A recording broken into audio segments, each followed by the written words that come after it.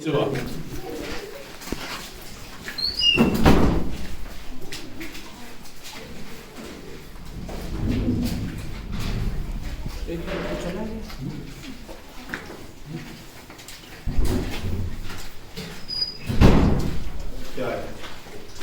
Alright folks, I'm going to come up to the front of the group.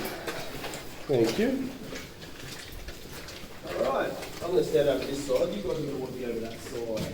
So, find a spot if you guys want to move up a little bit. So wait, don't go too far. Feel around that way. Yep. We've got a big group, got a full group. Just trying to get you in a space where you can see what I'm talking about. Okay? Alright.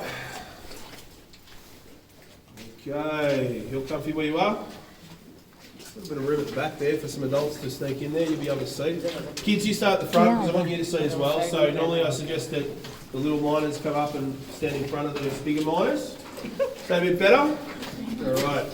Welcome underground folks. You're now standing 61 metres straight down from where you were before. At the moment you're standing in what we call a plat. Plat is a Cornish term, means open space.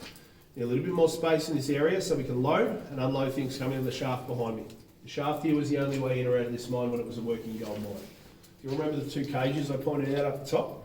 They operate in the two middle compartments behind me, the working compartments. As one cage goes up in one, the other one goes down in the other. So you can bring things underground while taking things out at the same time. Efficiency means profit. Mining is all about making money and making profit. Keep that in mind along the way on the tour today. The whole shaft in there behind me is lined with timber.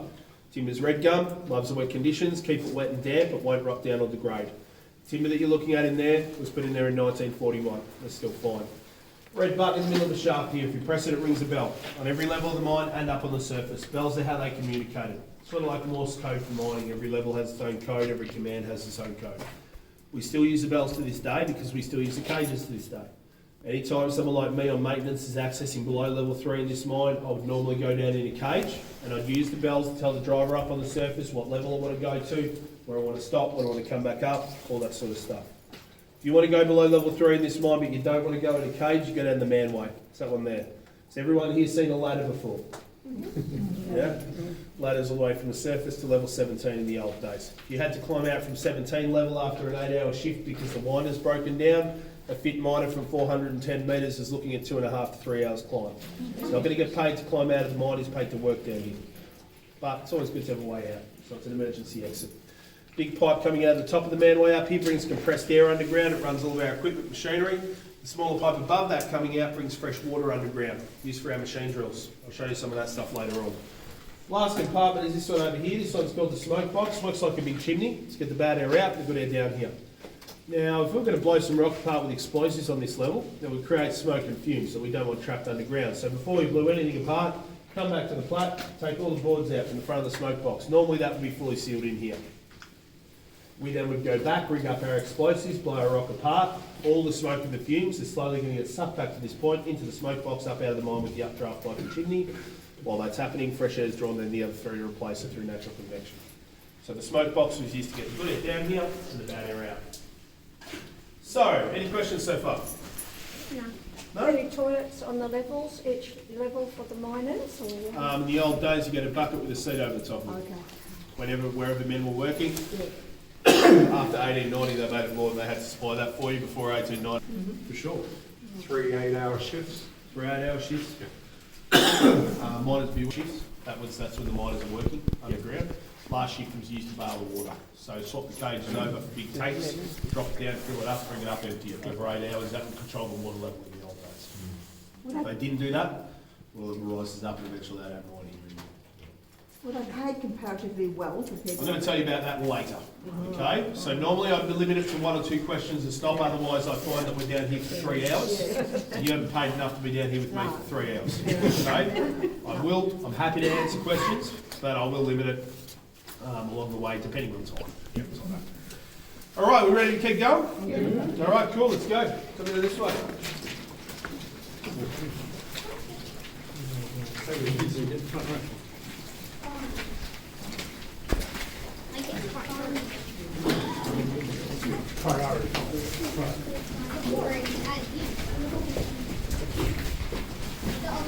What, 89 is probably keep your age and you're working.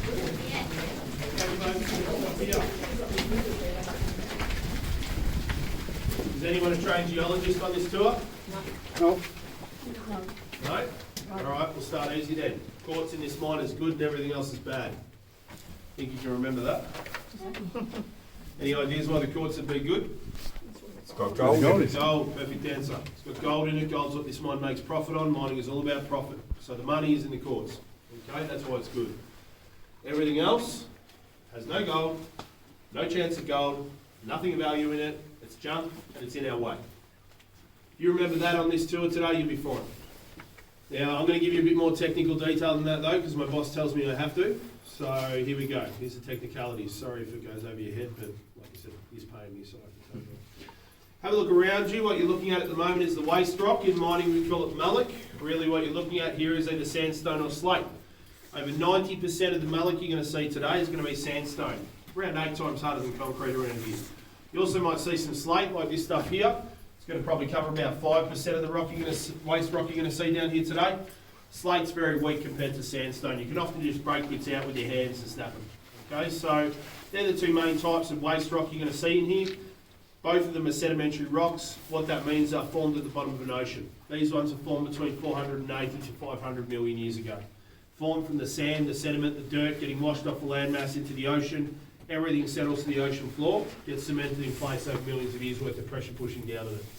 They date the rock to that time period because of the fossils they formed with. Now if we jump forward a bit to about 440 million years ago, lots of pressure coming in from the east and the west, or down the east coast of Australia. Has everyone here heard about the continental drift? Yep. Yes. Continental shelves drifting and moving. When those shelves crash into each other, the rocks are forced up. That's how mountains are created. The Great Dividing Range runs all the way down the east coast of Australia and curls up in Victoria. That started to be created around 440 million years ago when the shelf of New Zealand crashed into the shelf of Australia and the rocks started going up. Same thing happening in Bendigo, because technically Bendigo is a part of the Great Dividing Range. Pressure coming in from the east and the west forces sandstone and slate to start rising up, buckling and folding up into a saddle formation. Sandstone and slate has different strength, so it bends, buckles and breaks at different rates of force. As it's buckling up into that saddle shape, the rocks broke right in the centre. But probably more importantly for what we're talking about today, gaps and cracks occur between the two different layers of sedimentary rock in our saddle shape, one on top of the other, all the way down. One final jump between 440 and 350 million years ago. Superheated solutions of silica are forced from deep within the earth up through the gaps and the cracks and fills them all up. Super hot, under immense amounts of pressure. So hot that it melts things down, brings minerals up with it from deep within the earth. Brings up gold, fool's gold, copper, sulphur, arsenic, silver. Eventually, all that super hot solution will cool down. It will solidify within the gaps and the cracks, and it turns into a quartz reef. All quartz reefs are formed the same way, all around the world. The method that I just tried to explain to you then. All gold that humans have ever touched started deep, deep down in the earth and has been brought up. We know that for a fact. All of Australia's gold has been brought up with quartz, no exceptions on that. There are a few exceptions around the world though. For example, there's a mine in Papua New Guinea that they're mining in an active volcano. Volcanic activity can bring gold up to the surface as well. But most of the world's gold's come up with quartz. Now, where did the gold start before it got into the earth? That's up for debate. There are theories about it. Theories are ideas. I'm not going to go into theories with you today. I'd rather talk about fact. The fact is we don't know where the gold came from before it was in the earth. What we do know, it's all been brought up from deep within it. Bendigo is a little bit special because of our reef structure. All of our quartz reefs are in that saddle shape, one on top of the other, on each line of reef. 37 lines of reef running north-south in Bendigo, parallel to each other. They slowly rise and they fall along the 15 k's of the Bendigo field, 300 metres on average in between each line of reef. Each line of reef has a saddle reef, one on top of the other, all the way down to more than 5 k's deep. 25 to 30 metres of waste rock in between each saddle reef on the way down on the line. That's why every level of this mine is 25 to 30 metres apart on the way down. Every level's ideally testing a different reef to see how much gold is in it, so whether it can make a profit off it. You needed 10 grams of gold per tonne of quartz to make any dollars off it in the 1950s. Anything below that mark they leave, anything above that mark they mine out to make profit. 1 in 4 of the saddle reefs on the way down on the line, on average, was going to be above the mark they needed to make the profit, above that 10 grams of gold per tonne mark. So gold mines like this in Bendigo don't run out of gold because we don't run out of quartz reefs. Does that make sense? Mm-hmm. Really rare reef structure here in Bendigo. There's not another gold field like Bendigo in Australia if you're talking specific reef structure. You can get saddle reefs Reefs in that saddle shape on other goldfields in Victoria and Australia, but not predictable like they are in Bendigo, one on top of the other all the way down. That's what makes Bendigo special. That's one of the main reasons why Bendigo's produced more gold than any goldfield in Australia, and way more gold than any goldfield in Victoria. Bendigo has produced over a third of all of Victoria's gold. Think about all those goldfields that you know about in Victoria, places where they've found gold. Bendigo has produced a third of all of those goldfields gold put together. Bendigo's good. So, really rich goldfield. But remember, quartz good, other rock bad, and you'll be fine. There you go. There's the technical stuff out of the way. Sorry, my boss made remember quartz good, other rock bad, we'll be fine. Any questions about geology or reef structure or anything else you're wondering?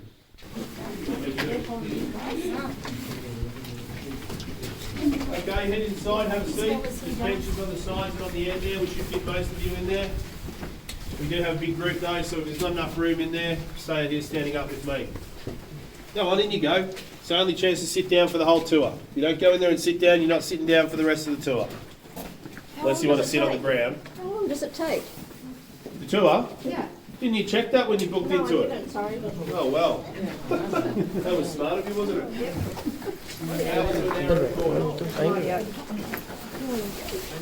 So 60 to 75 minutes down here. Limestone and coking coal is through a chemical process, a man-made substance. There's a tiny little hole just below my finger there. You see there, mate? Yep, so he sees it, so it's there, I promise. I'm going to put this one in the other one. Water will drip through the hole, mix with the calcium carbide. A chemical reaction forms acetylene gas. Gas comes up and out the end of the spout, spark up a match, light it up. It'll burn 15 times brighter than a candle. So it's a good light source. Tells you about air quality. Flame needs oxygen to burn, we need oxygen to breathe.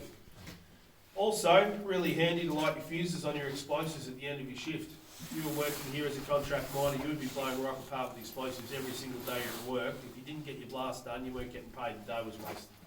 Remember, you got paid by the distance or the amount of rock you bring out. You can only blast in the last half hour. You don't want different crews blasting at all different times. It just opens yourself up for accidents. I'll talk to you about blasting and explosives in detail at a later stop on the tour. Any questions? I do like questions. So, you had a few questions at the start, but ever since you haven't had any.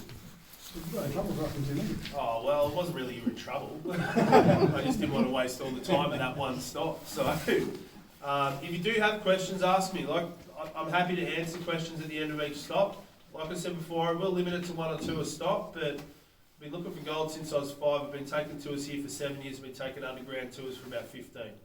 If you want answers, throw them at me. How many staff work here at a time? Depends what time frame you're talking about, because this mine operated during the Second World War. At its peak, they had 20 miners underground per shift, which is 10 crews, or one of those working shifts that we talked about before. Now, whenever you've got 20 miners underground, you've got another 10 up on the surface doing various jobs like driving the winder, blacksmithing, braceman, all that sort of stuff. 2 working shifts in the day, so that's, 60 miners on site. And the last shift where they were bailing the water out that we talked about before, probably going to have 5 miners on site doing that overnight.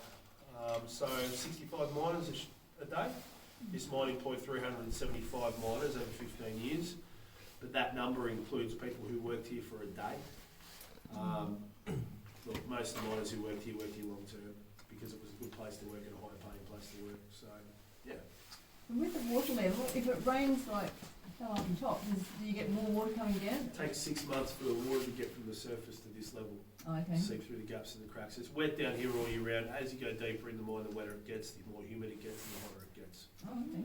But it's wet down here every day of the year. If you don't pump water out of a mine like this, it fills up. Our natural groundwater table is only a metre down below the surface in Bendigo, this area. So if we didn't pump any water out, it would rise up a metre a day until it was a metre below the surface, and we would be taking running water in that situation. So, ready to keep going, or is there any other good questions?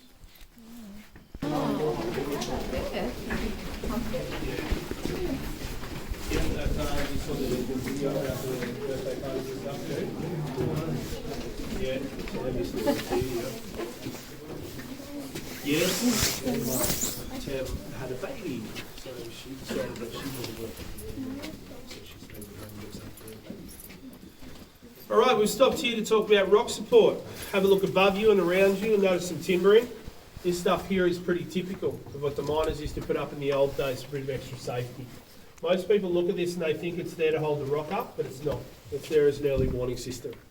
If the rock starts to move and puts pressure on all this timber, all of it's going to start to stress. It'll start to creak, groan, make a lot of noise. If we heard that as miners, we run. We get out as quick as we can. It means it's all going to fall in. You do not want all this timber and who knows how much rock falling down on your head, because you'll die. So it was an early warning system. It was not used to hold the rock up indefinitely. It's what they had, so it's what they did. These days we use split sets. Have you all seen these square things on the walls and on the roof with the mesh? They're split sets. They're a modern form of rock support. Each one of these, if you see them in good condition in this mine, is holding in 5 to 7 tonnes of rock in place for us. Anyone here ever used a dynabolt before? Works like an extra long dynabolt for the rock, if that helps anyone understand how it works. But the round bit in the middle of a square is a split set pin. It's made of spring steel. Big split down one side of it. Each one's about 6 foot deep into the rock, and all along that 6 foot of length, that pin's trying to spring out. Tightens all the rock up, holds all the rock in place. Is it like the little circle just next to you? Oh, no, that's an old drill hole. That one there. See that one?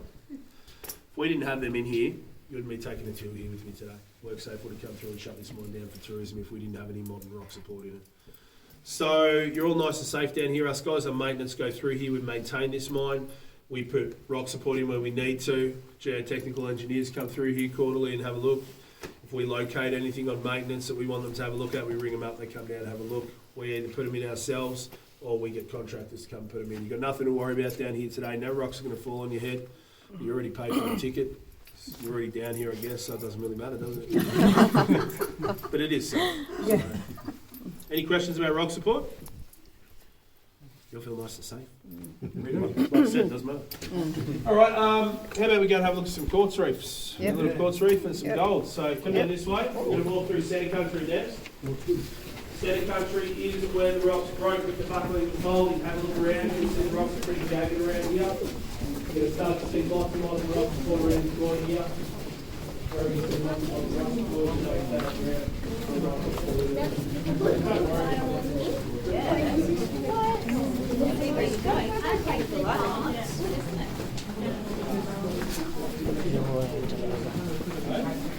That deep is the rock. Stick down the middle, spring back to its normal shape. Drill the hole a little bit smaller in the pin, force it in. So then this way,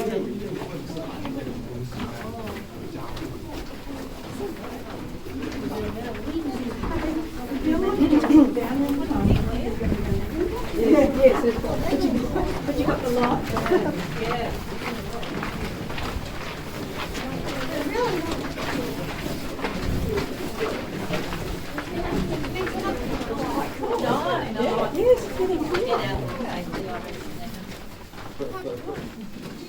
Get out here.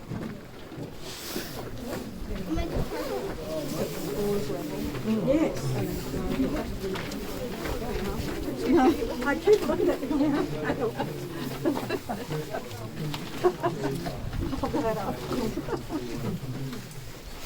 Pretty much fertiliser in these. That's a little bit later than this one's time.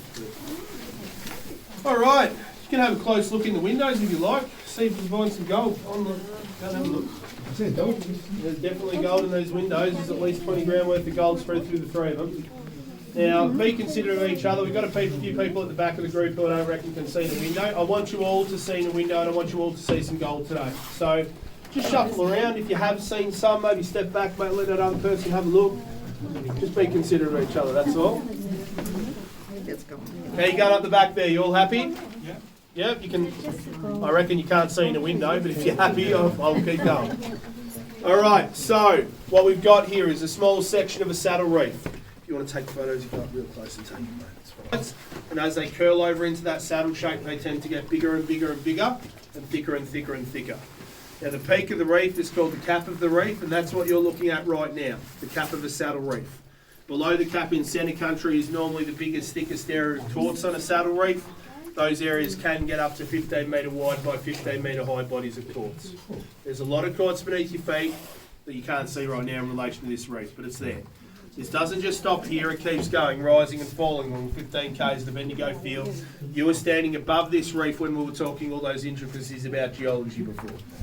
It's risen up. as you're headed south, and it keeps going, and then eventually it'll curl over and it'll start to fall. So, a lot of gold in there. I have no doubt that all of you will be able to see some gold in those windows if you have a look in there in the quartz. Gold, always going to be in the quartz. If you're looking in the waste rock, you're wasting your time. Having a look at that quartz reef, you'll see a lot of colour in the quartz. Yellows, greys, reds, browns. You guys up the front, see this lamination? That's what you want. Okay? More colour in the quartz means more mineralisation, means more chance of gold being in the quartz. If you've got pure white quartz, don't waste your time with it. We call it graveyard or tombstone. Only good thing you can do with that quartz is decorate a grave and make a tombstone out of it. So don't go home and crush up your garden quartz. It's a waste of your time. You also might see a lot of stuff in there marked in there as iron pyrites. Most of you probably know that as fool's gold. All fool's gold, all pyrites is cubic in structure, shaped like a square cube, and it's crystallised, so it reflects the light back at you. You shine your light on it, it will glitter and sparkle. Anything that glitters and sparkles down here is not gold. It's fool's gold, and it's hardly worth anything compared to the gold. But having a lot of it in our reef is a good sign. It's a nice indicator. It should mean there's a lot of gold in there as well. This reef has a lot of both. You might be wondering why this reef hasn't been mined out. It's because they never found it in the old days. They stopped 10 metres short of this reef in 1944. They found a rich reef lower in the mine. All the focus of this company went onto that rich reef to start making money and profit. This level was then abandoned. If they had worked for another 5 days on this level, they would have cut into what you're seeing here and they would have come back and taken it out at some stage. There's just too much visible gold on the face here for this not to be payable. Remember, we needed 10 grams of gold per tonne of quartz. If we've got this much here, we've got more further in, we've got more further down into the main body. It doesn't just go from this to nothing, okay? You might go 100 metres into this and it might slowly but surely start getting less and less gold per tonne of quartz. It might drop by 1/10 of a gram a metre forward or something like that. If it gets below 10 grams of gold per tonne, stop mining it because you'll be losing money. It might start to get more and more and more gold as you move forward. In that case, mine it all the way out to the edge of the lease. This mine's lease is 500 metres long on the Deborah line of reef by 200 metres wide. That's what they've paid for from the government for the mineral rights in that area. They cannot go outside of that area, or they're looking at court cases down in Melbourne, paying reparations to other mining companies or to the government and probably losing their lease to mine here. But if they can go as deep as they want in this lease. Remember, one on top of the other, all the way down. Mines like this don't run out of gold because we don't run out of reefs. Now, this mine produced 928.8 kilos of gold over 15 years of operation. If you sold that gold today, with the gold price as it is, you'd be looking at about 75 to 80 million bucks Australian. It's pretty good money. This mine ran at a profit for 15 years. The investors for this company made their investment money back and then a nice profit on top of it. This mine closed down in December of 1954 because they could no longer make profit from mining gold here anymore. It's all about the economics. The Australian government after the Second World War, as well as most governments around the world, shifted the price of gold over to the gold standard, which meant the gold price was stuck down low, fixed in place. Costs for running the mine just went up and up and up and up, and it just became untenable. They couldn't make any money out of it anymore. They weren't in the business of losing money, so they shut it down, walked away, left the buildings, equipment, machinery in place, just walked away from it. Really rare for that mine to close down like that. Normally they would sell everything off. The mine was abandoned for 15 years. Came up for sale in the early 1970s. Bendigo Council realised it was the last complete mine with its buildings, equipment, machinery still in place out of 5,600 in the Bendigo area. They decided to buy it for $6,000 with the idea of preserving our mining history, but also with the eventual plan to turn it into the tourist mine that it is today. They first took underground tours to this level, this mine, looking at this reef with this gold in 1986. Here we are in 2022 looking at the same reef with the same gold. So we're pretty lucky to have this mine. It's the only one you can go in safely in the whole of Bendigo. Out of 5,600, have a look around, see a reef, a real reef, I might add, and see real gold inside it, occurring naturally. That's why they left this here when they found it in the mid-1980s when they were redeveloping for tourism, this level, so that you had something to see on the tour. Any questions about the reef or the gold or the fool's gold or anything you're wondering? Yeah, there's a little bit of gold behind this one. A little bit of quartz fell off our lamination there. Come up and I'll show you. Do you see it? Yep, that's gold. got a good eye for it. Do you really? I don't. I just go out and look for it myself. Aussie gold hunters mainly just, it's all planned. They buy a nugget and they put it under a piece of wood and then they go and find it. So Any other questions? Go. what you all dug out, where did all that go? It must be a lot of stuff. 100,000 tonne of material came out of this mine, so yeah, a lot of stuff. All the quartz gets crushed up to extract the gold from it. We get all the gold out of this, not just the pieces you can see, but the tiny pieces as well. Get much bigger than the stuff you can see in here as well. All the waste goes up to the surface and it gets thrown in a big pile called a malachite, and after that it's just junk for this mine. Later on they figured out it was good to crush up and turn into road surfaces, but that's after the mine's done. Okay? So that's why we've only got a tiny little bit of our malachite left, but as you go further out of Bendigo, out of the city, you start to see real big ones. The bigger they are, more extensive the mine was they came from. Deeper, more tunnels, that sort of stuff. Any other questions? Easy to miss. Yeah. Yeah, it's just unlucky they didn't keep persisting on this level. You know, they would have known that this reef was here, Yeah. but if you've got guaranteed payable gold in a reef elsewhere, you need the profit coming in. Absolutely. So it was all about profit, and that's why this level was never worked again Yeah. after 1940s. And the same thing went for level 3, below us, and level 4 and 5. Okay. No other questions? Did you all see some gold up the back there? You sure? You got the hard window. There's no signs there to help you. If you're confident, I'm confident. I do want everyone to see some gold on this tour today. I don't want anyone going home and going, oh, I went on a tour with Jez and they didn't even see any gold. Something sparkling there. Sparkling, it's fool's gold. Oh, okay. You should be right. You got little signs right next to it. Look at this cluster here. Gold sign right below it, 8 pieces. That's over a troy ounce. That's 2.5 grams worth of gold in there in front of you. Yeah. Gold's 22 times heavier than water, so you don't need much density, a lot of weight. You get paid by the weight in this mine situation, so you don't need much of it to make money out of it. You know how we talked about 10 grams of gold per tonne of quartz? Just told you to go to when we first got down here. 2 of those filled up to the brim with just quartz will be a tonne. In that, at the top of my little finger of gold. That's 10 grams. Doesn't seem like much, does it? But that'll make the company profit. All right, well, if you're all confident that you've seen some gold and we've got no questions, we better keep going. We've still got lots to show you. Come down this way, we're going to go and talk about machine drills next. Make sure you stay with the group. You all said you saw some gold. If you hang back from the group to try and find some, I'll give you more. Stay with the group.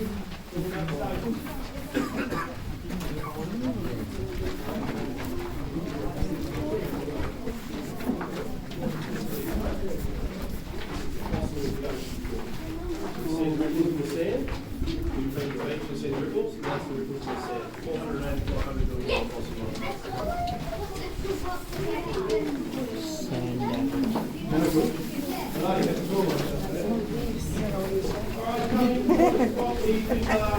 Too much sand. Preferably on your left as you're coming in, facing towards the machine drills. These are the drills. All right, now, you guys at the front, you want to come and stand over here just so this comes over there. It'll be a good spot. You can see everything. Get air up, sort of move up a little bit. I'm just trying to get everyone in a spot where you can see. We've got a maximum size number group today on this one, so which is good. Okay, we get a lot of people who come into this mine who think that this mine was dug out with a pickaxe. Anyone going to admit they thought that? No, I didn't think so. I already gave you a few hints that it's not how it's done, didn't I? I already told you right at the start that we blow rock apart. That's the only way to get these rocks out. You hit. The rock's too hard otherwise. You hit this rock with a pickaxe breaks. Okay, so we have to drill holes in the rock to then pack those holes full of explosives to blow the rock apart. If anyone tells you these hard rock mines were dug out with a pickaxe and a shovel, they're either lying to you or they don't know what they're talking about. So early days, they did actually drill the holes into the rock by hand to put explosives in the holes. And they'd use the hammer and tap method. You'll be able to see a sledgehammer and a chisel just over there on the wall. Think about double the size and weight of that sledgehammer. Think about double the length of that chisel. Anyone here ever used a 12-pound sledgehammer? Yeah, some of you are nodding your heads. It's not too fun. One man would hold the chisel, or the tap as they called it, on the rock face, turn it a quarter of a turn. The other guy hits it as hard as he can with a 12-pound sledgehammer between every quarter turn. Pick up what it means. Well, you wouldn't want to miss, but you had to swap every half hour. So if you've got your friend in the hand, he's going to get you back. Okay? They got to be really good aim on the hammer. But you can drill a hole with 2 men a metre deep in sandstone around here in about 4 hours like that. So it's hard work, slow work. Metals you brought over from Cornwall. It's what they had in the early days. It's what they used. 1867, they start to mechanise with drills like this green one on the right hand side here. This one's technical name is a stroker or a reciprocator. And this one in particular was built in Bendigo in 1884, so it's a locally built drill. It was built about 4 blocks away from here and towards the city. Now, a lot of people call these hammer drills because they just bash a hole through the rock.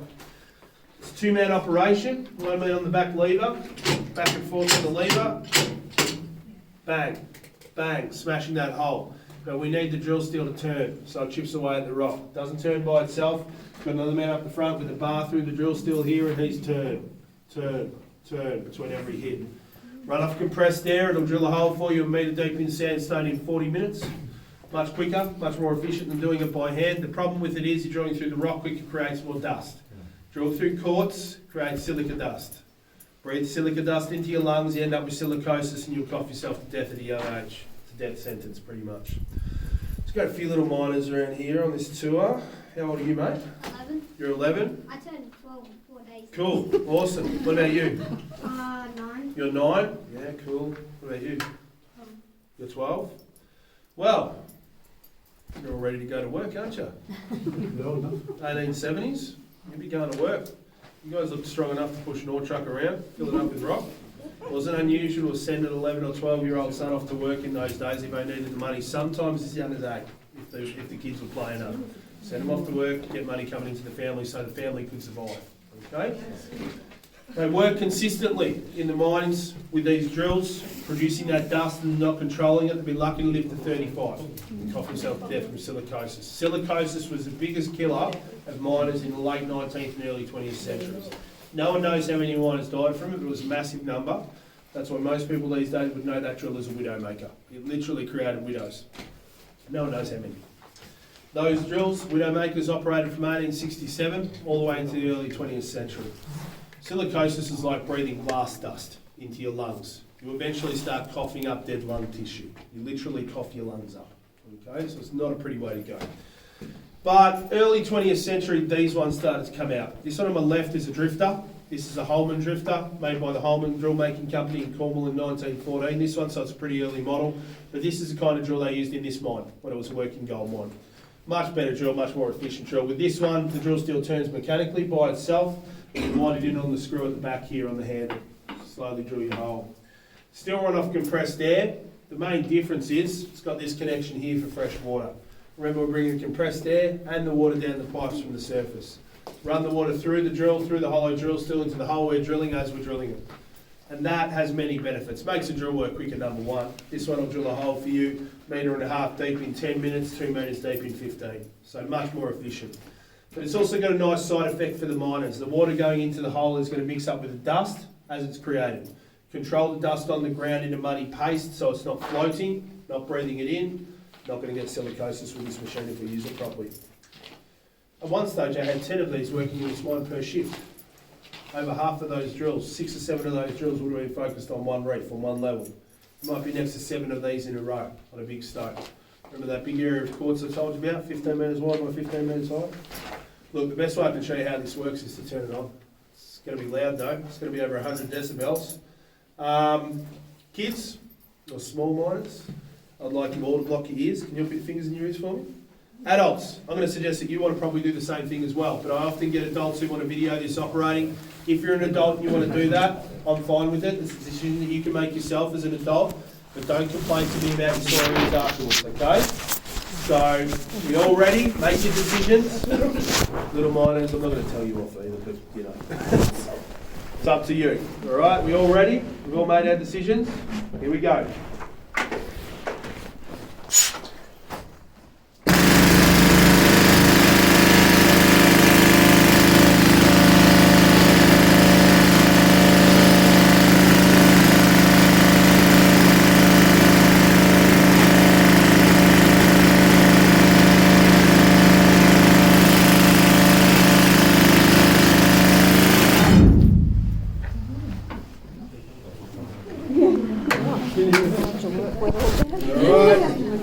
You would be using that drill for a good 2 hours a shift, 6 days a week, and you might be next to 7 of them in a row.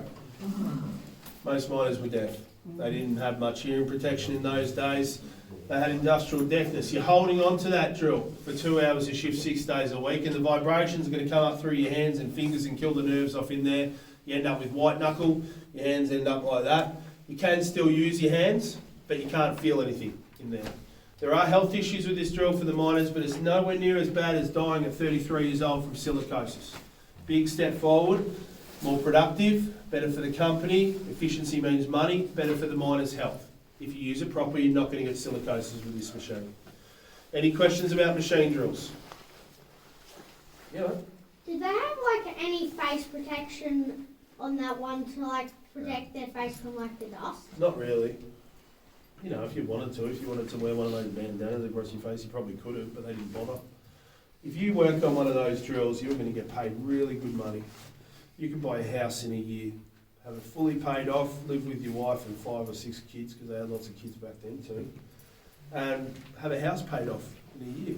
Like, you could set your family up for life working on a widowmaker, which is why a lot of people did it. So they could get big money from it. Back in those days, you had niche jobs, all right? But no protection. And the mining company is not obligated to supply protection for the miners in those days. We live in much different times these days. But no, not really. At best, you know, you're going to have a bit of maybe some bit of cloth in your ear for your hearing protection. That's about it, really. Most miners didn't even wear hard hats, to be honest. So they did have access to them, and if they wanted them, they had to make it themselves or buy them themselves. And if 5 ton of rock falls on your head with a hard hat on, you die anyway. So they're like, what's the point? Most of them wore a felt hat coated with wax to keep their head dry. But if you go to the mine, whatever it gets, you get a shower every time you go down to work in a cage. Any other questions? All right, we're drilling the holes in the rock so we can blow it apart with explosives. You guys like blowing stuff up? Oh yeah. Yeah, me too. Cool. Well, at least there's 3 of us who like to. All right, well, how about we go and have a look at explosives and blast patterns? Couldn't just drill the holes anywhere. Had to drill the holes in a special pattern known as a blast pattern. Come down this way. I'm only happy if you don't up. Right. Well, you're lucky wearing a hard hat. Yeah. Sorry about that. You're good. You okay? No, good for a bit of Oh. Well, that has never happened before with this. I don't know why it's done that. You said that every tour. Yeah, no, it actually is the first time it's ever happened. I might actually leave it. I'll leave it down somewhere else. It's going to do that. I'll go fix it later. Naughty like, I'm really sorry about that, sir. Never happened before.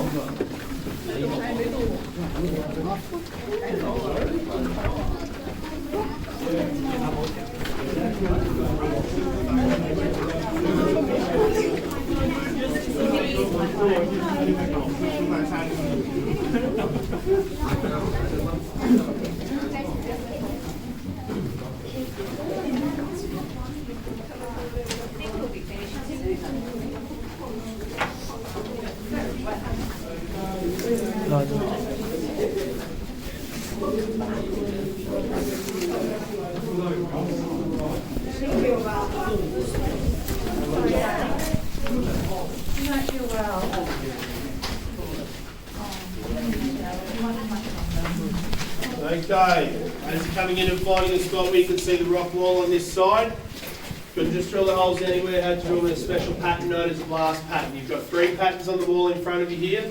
Each one of these blasts out 1.5 metres to 2 metres squared of rock. That's going to throw out 15 to 20 tonne of material for you every time. Now these patterns were worked out through trial and error over years. A lot of deaths and accidents went into working out where to put these holes, the distance between the holes, the angle of the holes, all of that sort of stuff. I'm going to talk to you about 2 of these 3 blast patterns. Ignore the one behind me. Not going to talk to you about it. Forget about that one. I'm going to talk to you about this one in the middle and the one on the far side. Now, you've walked through original workings with me today that was blasted out in the 1940s when they were mining, looking for that reef that we saw before. And that stuff would have been blasted out, or was definitely blasted out, with a Bendigo drag, the one on the corner over there. And you've also been walking through places that have been blasted out in the mid-1980s when they were redeveloping this level for tourism. This area is one of those areas. It's blasted out with a burn cut, the one in the middle. So these are the two that they use to get the rock out from where you've been walking today. We're going to start with the burn cut in the middle. Can you all see the big hole right in the centre? It's called the central post hole. Let's just say we're going to blast out 1.5 metres squared with this one today. All right? Don't worry, I'm not really going to do it. The hole in the middle, I know it's disappointing. Big as you can see on the outside here, goes straight in, 1.5 metres deep. It's where our rock's going to get blasted to.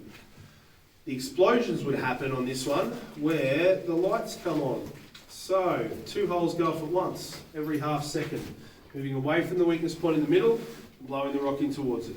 Finally down the bottom we've got lifters. Lifters pick up all the broken rock, throw it in a nice pole ready to get removed. If you set those explosives off where those lights came on in the burn, without the hole in the middle, the rock's then got one option to come straight out. And then you lose all the control over it, and it becomes a lot more dangerous. So we try and control where the rock goes to make it a bit safer. Now, if you worked here in the old days, you'd always work in a crew of 2 miners. A crew of miners on a normal shift is going to have 3 big jobs to get done. There's other smaller jobs in there that are important, but I'm going to focus on your 3 big main jobs. First big job is going to be to remove 15 to 20 tonne of rock. Good crew of miners will get that done in about 4 hours. Your next job is going to be to drill your holes. You'll be drilling the pattern over in the corner, the Bendigo drag. Now normally you'd have 15 holes to drill, but maybe up to 20 like this one. It depends on rock strength and structure. 1.5 metre drill holes is a rule in this mine, 10 minutes a hole with a drifter. You're looking at over 2 hours on the drill per shift per crew.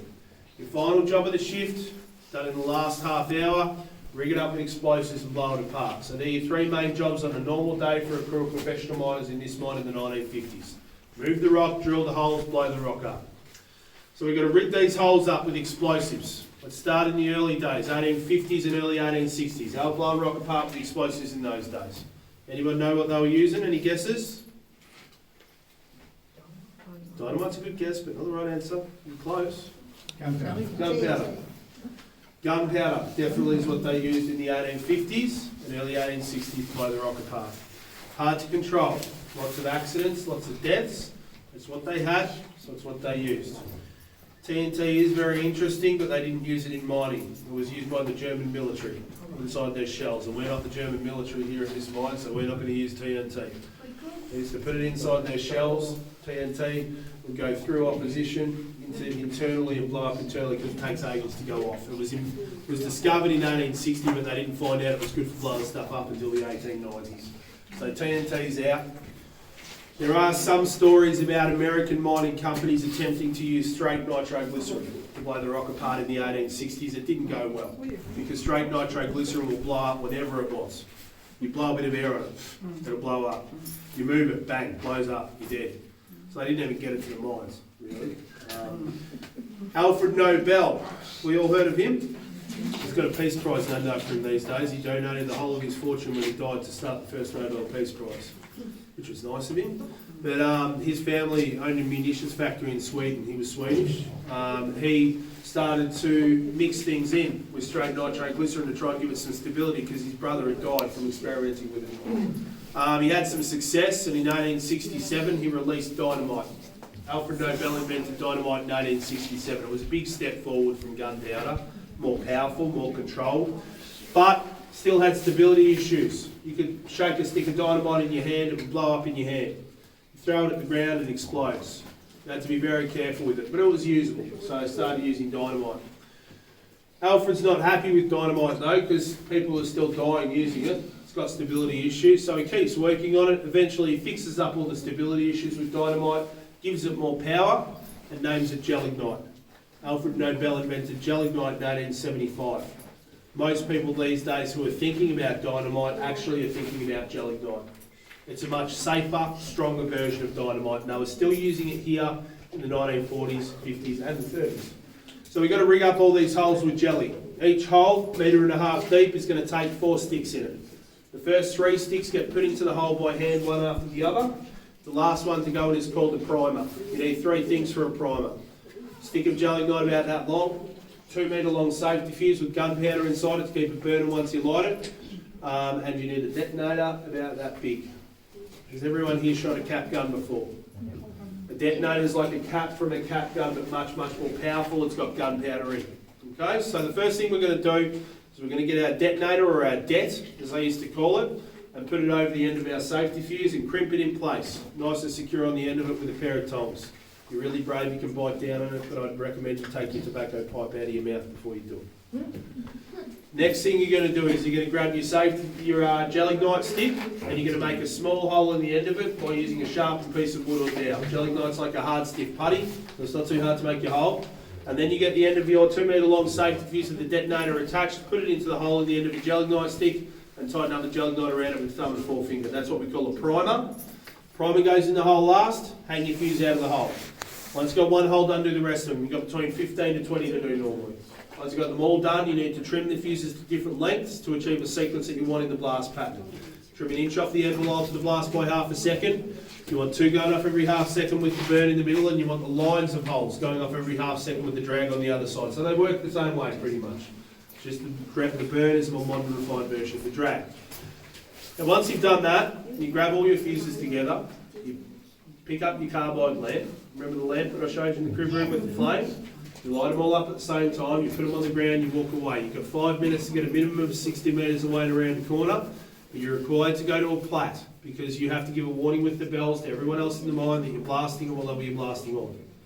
And then, once you do that, you wait at the plat, underground. You've got to count these going off, make sure they go off according to plan. So, you're ready? Promise I'm not going to blow you up today. Watch the burn cut in the middle. Normally I find most people don't need to block their ears on this one, but it's up to you in the end. Here we go. 3, 2, 1.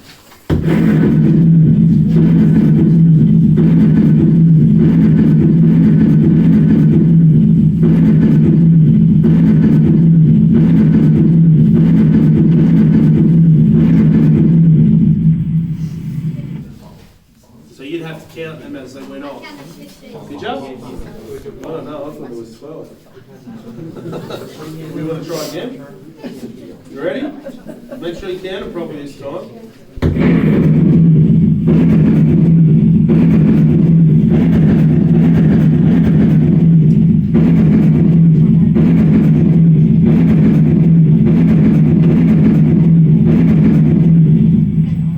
Yeah, 12. We had 2 holes going off at once, didn't we? So how many is that? 24. Okay. Now we're just listening for them, aren't we? But you wouldn't be listening for these in the old days. Most of the miners were deaf. They're feeling percussion hits coming through them at the plat. They're all professionals. They can tell by the strength of the hits coming through them if they go off according to plan or not. If they go off according to plan, they finish their shift, go to the surface, get strip search checked, walk over the road to the National Hotel. Barman over there felt 10 crews blasting, vibrations coming up from underground, already had beers on the bar, waiting for the miners to walk in. They didn't all go off, you've had misfires. That's okay, misfires happen sometimes, it's not uncommon. Same thing applies, you're still going to the pub, but before you go to the pub you tell the boss you've had misfires, and he informs the next crew of miners coming down, hitters, live explosives in the pile of rock they have to move. They hit a detonator and a primer with a shovel, it's going to be a chain reaction, everything's going off, and if you hit a shovel length of 4 sticks of gelignite going off, I think you're all smart enough to figure out what happens to you. But no one died hit the misfire in this mine, because this mine only employed professional, experienced miners, and they know how to do the job properly. Dealing with misfires is part of a miner's job. So, they took a portion of your wage out every 2 weeks to cover the cost of the explosives you use. You had to pay for your own explosives. They found in the early days if they didn't do that, miners would steal explosives and blow stuff up at home, because blowing stuff up at home is lots of fun. Don't do it at home, kids, right? Any questions about blowing stuff up? No. All right, well, first big job of the day was to remove 15 to 20 tonne of rock. So we better go and have a look at how you do that, and then we'll take you back up. Watch your head in here, the roof gets a bit lower. Mum will be right. Mum will be right.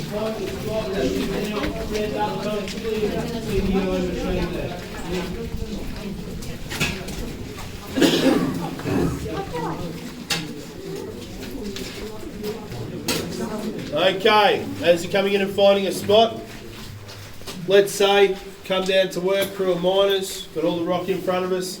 Crew before us had the perfect blast, perfect explosive, perfect rock, no misfires, everything went perfectly. We've got 15 tonne of rock in front of us.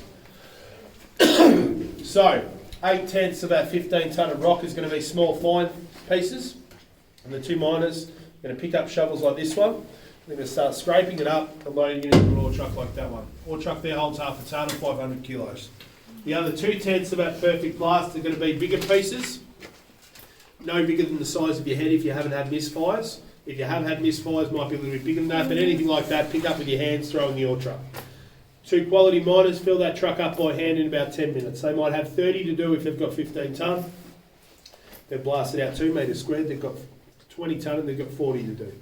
The good crew of miners will get that rock out by hand in about 4 hours. That's how they did it in this mine, by hand.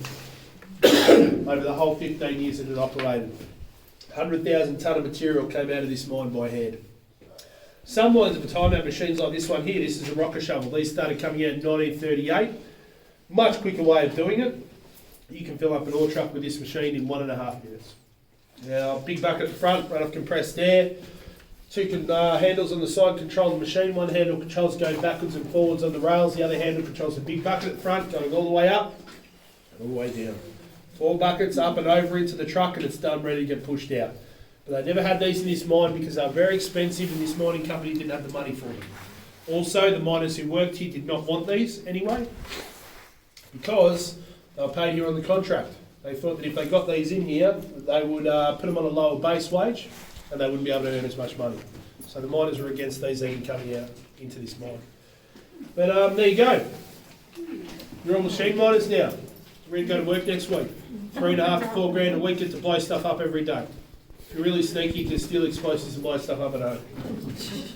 Any questions about anything we've talked about today? Were the miners responsible for putting in the rail lines? Yeah. Have they put their own in? Yeah, it's part of their job. They wouldn't be doing it every day though. You can push your trucks without a rail line in. It's just harder. So maybe once every 3 or 4 days. But yeah, that's part of their job. Also installing those timbers. They would be dressed up and cut to size by the carpenter up the top, but they're going to have to know how to install them. So that's part of your job as a miner. Miner working here had to know how to do all of that stuff. So it's moving rock and maintenance and... Yeah, pretty much. You're going to have to check the area first after the blast. You'll be checking that there's no loose rocks above you. So like I said before, there were smaller important jobs in there, but they were the 3 main jobs that I was talking to you about before. But every miner who works here needed to know how to do those other smaller jobs as well. Any other questions? After a blast, how long for the dust and everything? About 15 minutes. You've got about 15 minutes for changeover of shifts. So you've done your bells, you've counted them. You go up in the cage and then the next crew is going to start to come down after everyone's out. That's going to be 15 minutes for that smoke to head off to the plat and go up your smoke box and out.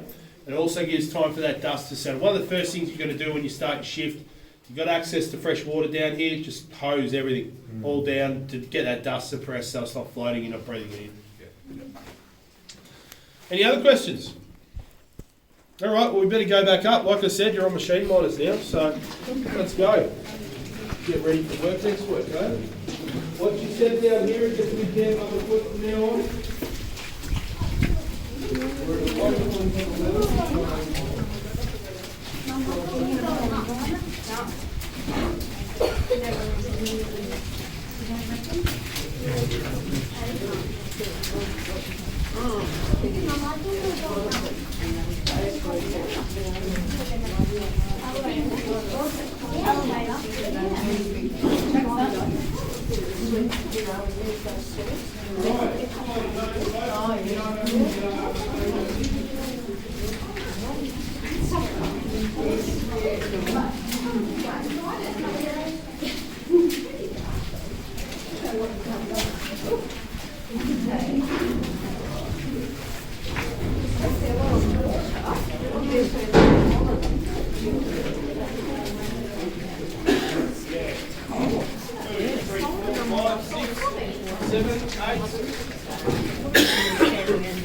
Line 10, 11, 12. ज़्यादा पीछे नहीं जाना पड़ेगा। Once you're in the lift, you can turn your lights up if you want. 13, 14, 15.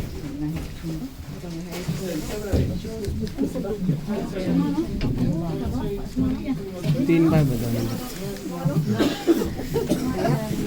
Once you're in the you can either turn your own lights off or get someone to help you turn them off. Sometimes that's easier. Okay. Here we go. 3, 2, 1. Alright, so stay still. I'll turn the lights off. Easy to take them, right? So close, isn't it, to this Alright. So you can all say you've been 61 metres underground now and no one died, which is good, isn't it?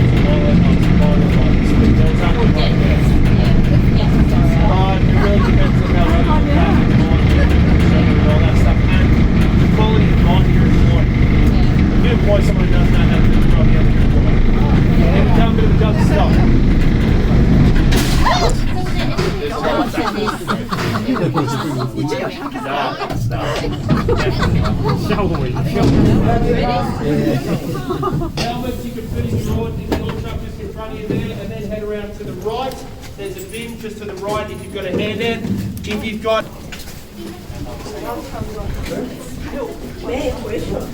watch this down, it looks like it's been raining up here.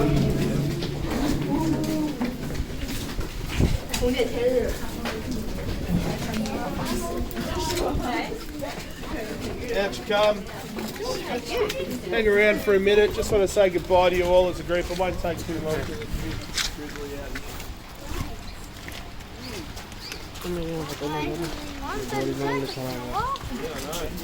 So we should have stayed underground.